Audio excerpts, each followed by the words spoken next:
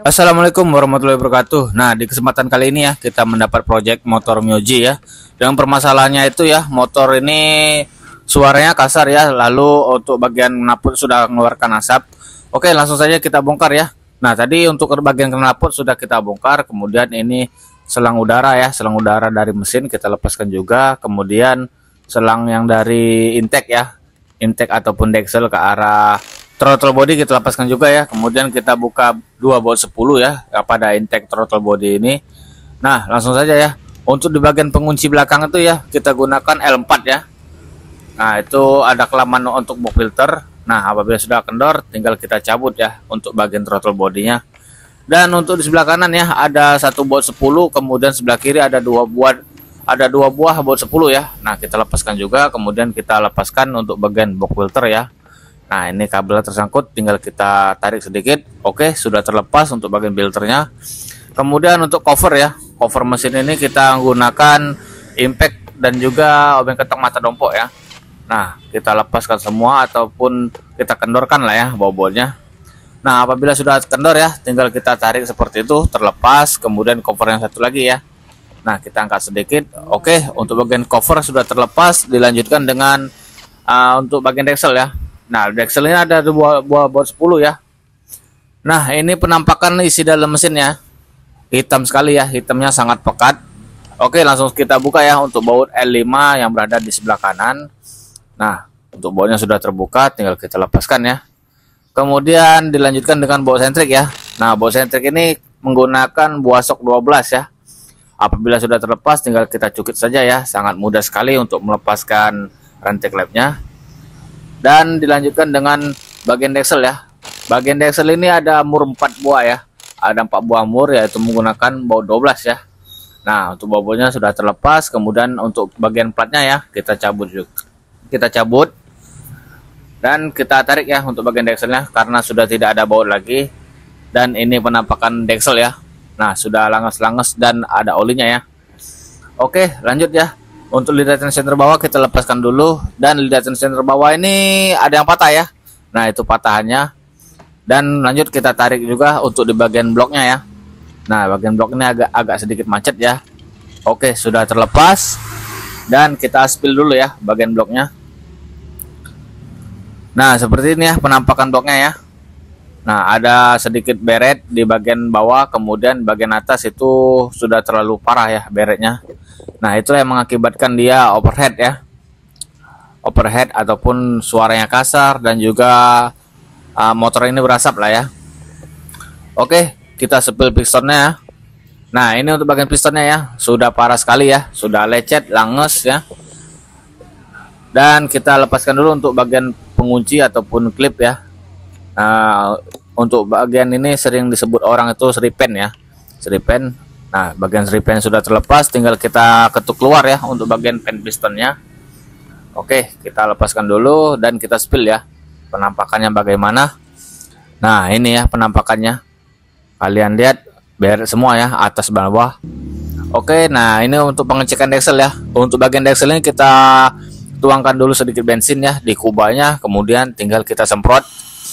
Nah, kita lihat ya. Apabila dia ada rembesan berarti klepnya itu bocor ya. Tetapi apabila tidak seperti ini, untuk klepnya itu tidak bocor ya. Tetapi kalau sudah bongkar mesin itu diharuskan untuk disekir lagi ya, disekir ulang untuk klepnya.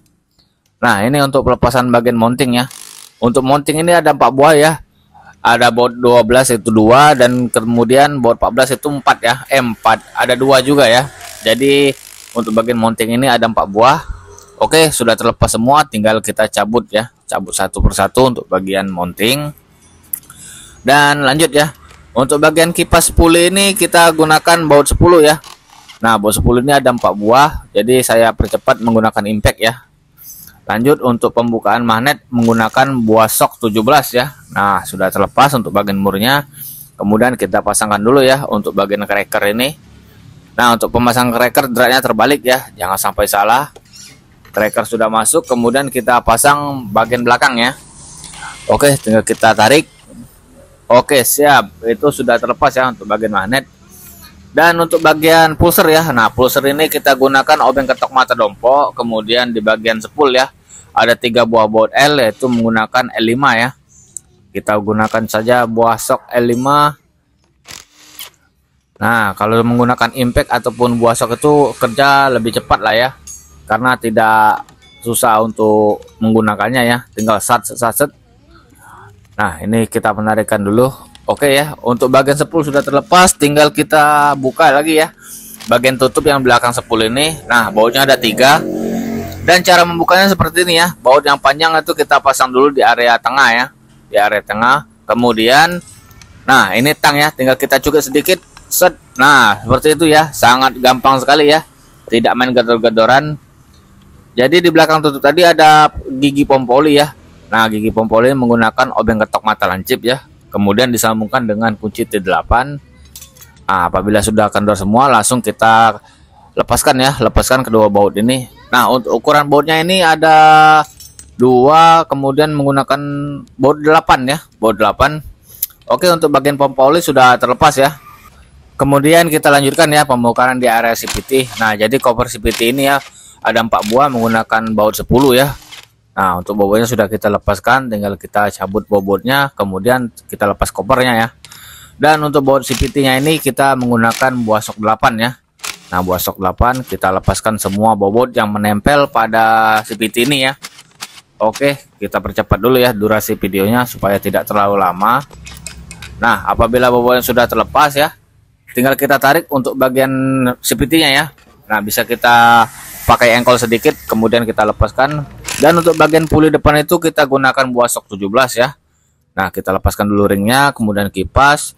Lanjut ya, kita lepaskan juga bagian fambelnya. Oke, kita cabut untuk bagian rumah roller ya. Rumah roller, dan kita cek ya apakah masih bisa pakai. Nah, untuk bagian rumah roller masih bisa dipakai lah ya. Dan kita lanjutkan untuk di bagian puli belakang. Nah, untuk bagian puli belakang ini sedikit keras ya, jadi saya jukir sedikit seperti itu. Oke, sudah terlepas ya untuk bagian pulinya. Kemudian lanjut ya di bagian puli depan ya, bagian puli depan. Untuk bagian belakangnya kita buka dulu ya, dia itu ada 6 ya, ada 6 baut. Nah, sudah terlepas, tinggal kita cukit ya. Nah, untuk bagian tutupnya sudah terlepas. Nah, untuk di belakang bagian kipas, tutup kipas itu ya, ada one way ya, ada one way, gigi starter besar, gigi starter kecil ya. Kemudian ada lidah tensioner atas dan juga rantai klep ya. Nah, ini kita buka dulu untuk baut L pada lidah tensioner atas, kemudian tutup ya, tutup ataupun untuk safety-nya daripada rantai klep ya. Nah, sudah terlepas semua, kemudian kita cukit ya. Nah, untuk lidah tensioner atas patah juga ya, jadi bagian bawah patah, pucuk atas. Oke, untuk bagian rantai klep sudah terlepas, dan kita siapkan dulu untuk bangku mesin ya, bangku mesin untuk pelepasan per standar 2 ya. Nah, ini per standar 2 nya kita lepaskan dulu ya. Nah, ini saya gunakan tang lancip ya, tang lancip, tang potong lah ya. Oke, untuk bagian per sudah terlepas ya, tinggal kita balik ya biar matang lah mesin ini ya. Dan kita proses pelepasan pada standar 2 ya. Nah, standar 2 nih untuk Yamaha pasti lembut ya, di untuk motor Miyuji ataupun Mio M3 ya. Tetapi kalau untuk Matic Honda itu kadangan ampun lah ya. Oke, lanjut ya untuk pembongkaran bobot yang berada di crankcase ya. Nah, ini bisa dibilang bobot terakhir ya, bobot terakhir. Nah, untuk bobotnya sudah terlepas semua ya, tinggal kita cabut, kemudian kita getok-getok sedikit.